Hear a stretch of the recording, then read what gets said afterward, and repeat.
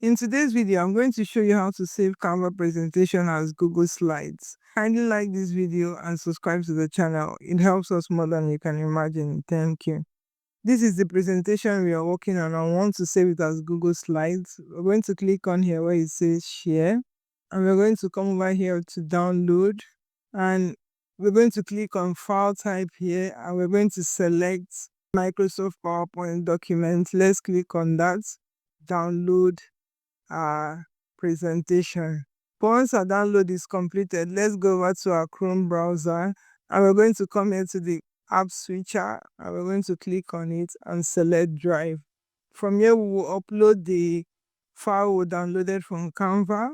Once our file completes uploading, we're going to click on the folder here to open it up where it opened up, and we're going to double tap on the file, and you see it says opening file in Google Slides. This may take a few moments, and you see our file has opened up as Google Slides. Let me know if you have any questions in the comments. Do have a good one.